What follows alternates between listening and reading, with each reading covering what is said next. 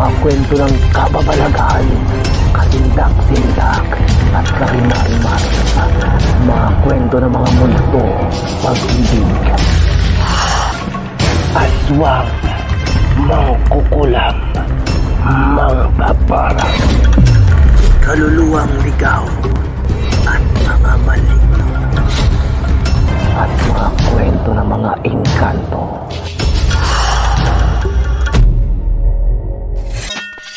March 13, 2012, Quezon Province.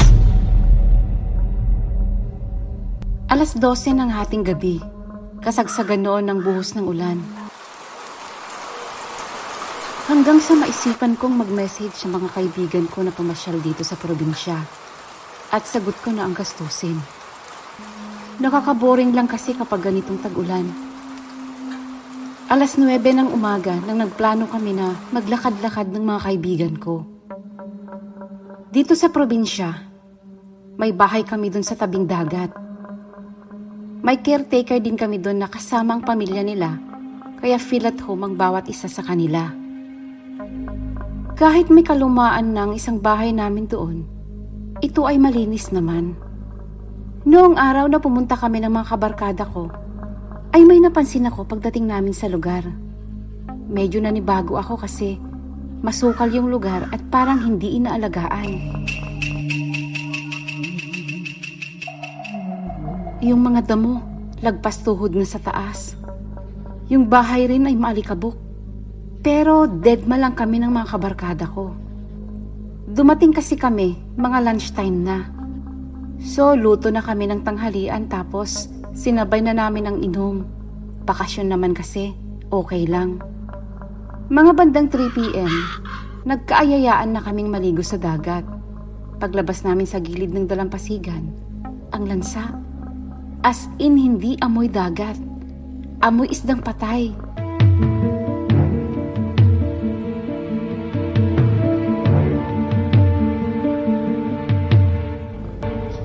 Noong igala namin ang paningin namin, kaya pala, ang daming patay na isda sa paligid pati sa tubig malapit sa dagat. Pero naisip namin, baka may nag-dynamite fishing lang. Bumalik kami sa kasayahan at in-enjoy na lang ang oras. Pagdating ng 5:30, nagsisimula ng dumilim kaya nag-decide na kaming bumalik sa bahay upang mag-ihaw na lang kami ng isda para sa dinner namin. Ang daming black bags. As in yung lamesa na kulay puti, nagiging itim na dahil sa dami nila. Kahit saan ka pumunta, ang daming insekto. Pero dinedma pa rin namin. Tuloy lang ang kasiyahan. Yung isang kaibigan ko ay nagpaalam. Maliligo lang daw muna sa bahay. After 30 minutes, bumalik siya sa kubo, kung saan kami nagluluto ng dinner. Namumutla siya. Nung tinanong ko kung bakit, sabi niya, may bumulong daw sa kanya nung naliligo siya. At ang sabi nung bumulong, "Alis!" Yun daw ang sabi. After niyang sabihin yun, nagkahulan ng mga aso. Sabay nagpakita sa akin yung alaga naming puting aso nun. Bukas ang third eye ko, kaya hindi na ako natatakot sa ganyang bagay. Bata pa lang ako, kasama ko na siya sa bahay. After kong makita yung alaga kong puti, tinawagan ko ang mother ko. Sinabi ko sa kanya, kasama namin yung puting asong bantay. Tapos, kunento ko din yung tungkol sa mga patay na isda at mga insekto. Sabi ng mother ko, lumipat na kami sa bahay mismo at doon na lang kami mag-dinner at mag-inuman. Mga bandang 11 p.m, nagkaubusan na ng alak. May mga ilan na natulog na rin. Pero 5 kaming nag-drive papunta ng bayan para bumili sa 7-Eleven ng alak pack. Pag-uwi namin, wala namang kakaibang nangyayari hanggang sa dumating ang 1 a.m. Sabi nung girlfriend ng kaibigan ko, may babae daw sa labas na nakaputi. Nakangisi daw sa kanya. Ako naman lumabas. Chinek ko. Wala akong nakita.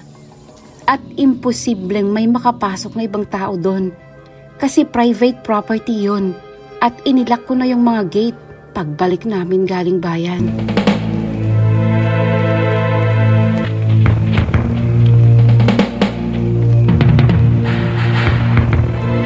After 15 minutes, umiiyak na yung girlfriend ng kaibigan ko.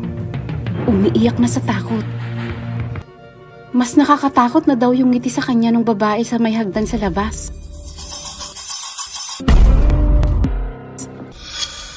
Yung boyfriend niya, since nakainom na kami, sumigaw sa may pinto.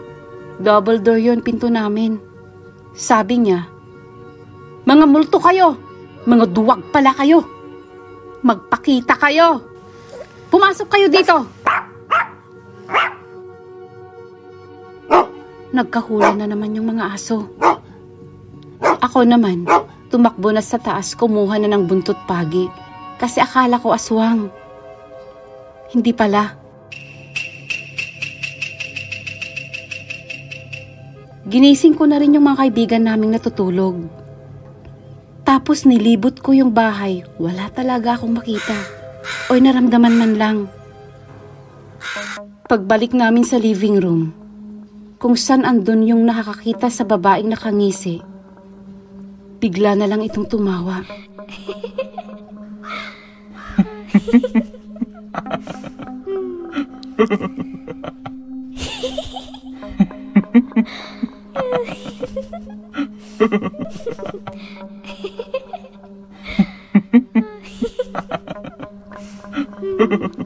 Boses lalaki na yung tawa niya.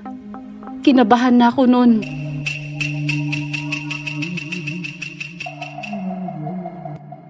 Kinuha ko yung cellphone ko. Tatawagan ko sana ang mami ko. Nakakapagtaka, lahat ng cellphone namin sabay-sabay namatay. Tapos, mas lumakas pang tawa ng kasama naming babae. Sabi ko sa mga kaibigan ko, hawakan na natin si girl.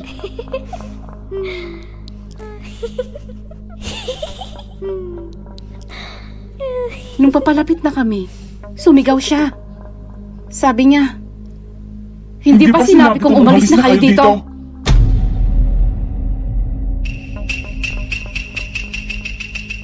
Sumagot ako.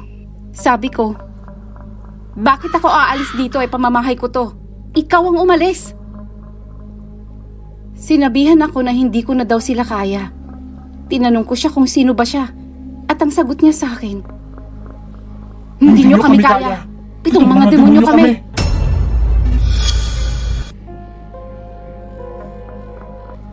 Nawala na lahat ng alak sa katawan ko pagkasabi niya nun. Akala ko nga, siya ang lasing. Binuhusan ko nga ng tubig na malamig pero mas lumakas pang tawa niya.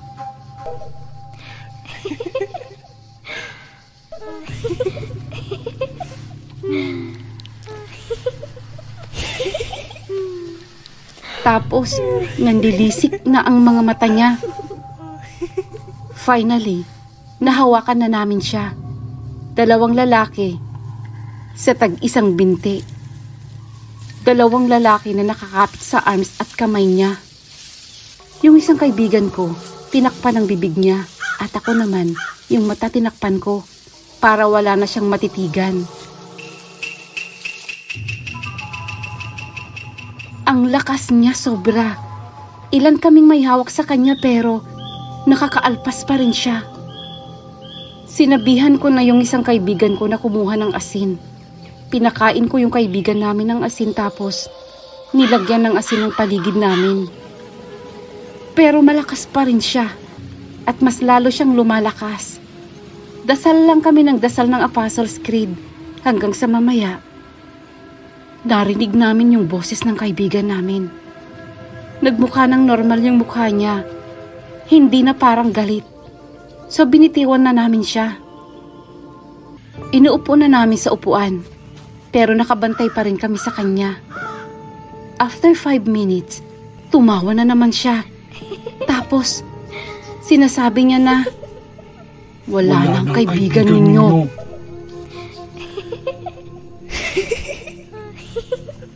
So sabi ko sa mga kaibigan ko na ihiga na ulit namin sa sahig Pero bago pa namin siya maihiga, tinitigan niya ako. Sabi niya sa akin, parte kami ng nakaraan at kinabukasan mo.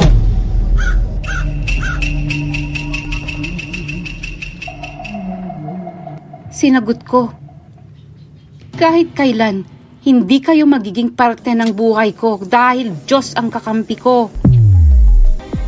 Tapos, nanahimik na siya ulit. Pero this time, hindi na namin siya inuupo. Kinapitan na lang namin siya habang patuloy ang dasal.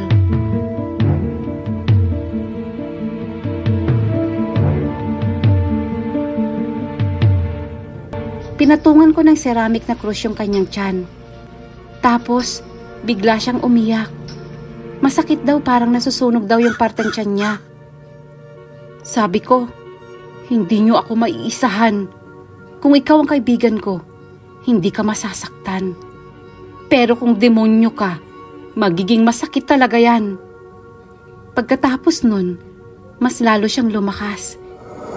Nahawakan niya yung cross tapos binasag niya sabay sabing, "Nasaan na ang Diyos ninyo?" Grabe na ang takot ko noon pero mas kailangan kong maging matapang dahil buhay ng kaibigan namin ang nakasalalay. Pero sa sobrang lakas niya, umaangat na siya sa sahig sabay kapit namin sa kanya. Tapos sabay-sabay kaming nakalimot bigla ng Apostles' Creed. So sabi ko, Hail Mary ang dasalin namin. Hail Mary full of grace. Hail Mary full of grace. Kakatawa kayo, no? Hail Mary full of grace daw. Ginaya niya yung dasal namin tapos tumatawa siya. Sabi ko sa kaibigan ko, takpan ulit yung bibig. Pero yung dila daw nung kaibigan namin, parang nagiging dila ng ahas.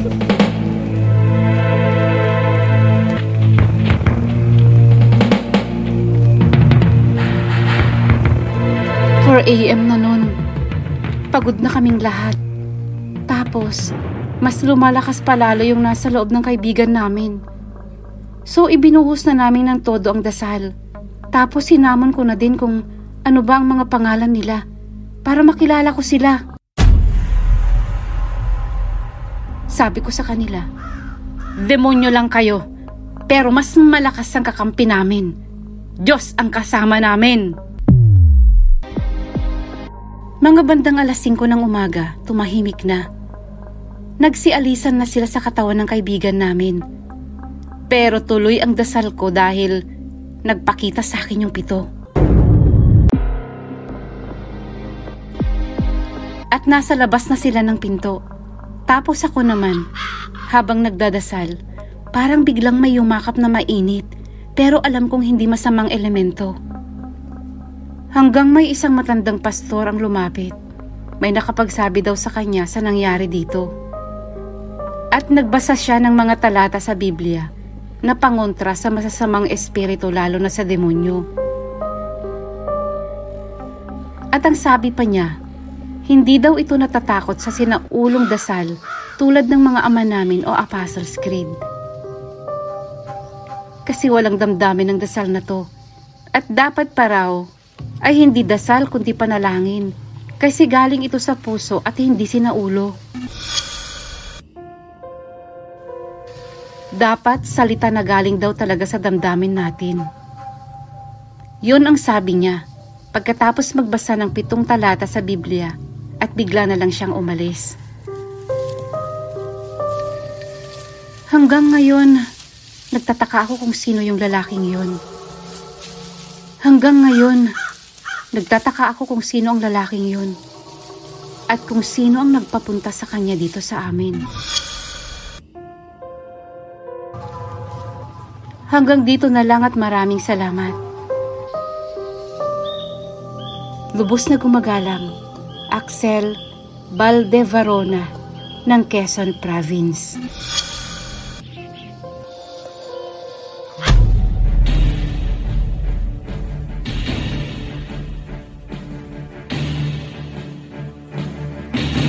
Shout out sa manlalakbay na manunulat channel members. Shout out to Bob and Joe, Lovely Eleanor Buenaventura, Oscar Meneses, Lucian Abelardo, Cherry Zaferina Montelibano, Kat Burglar, Segunda Katigbak, Yerin Karim, Aiko Sagrado, Shella Hart, Rona My Color, Athena Phoenix, Drixie Brelpido, at Maria Cristina Rivera. Maligayang pakikinig sa lahat ng mga overseas Filipino workers sa buong mundo. Maraming salamat. Hanggang sa muling paglalakbay. Mabuhay po kayo.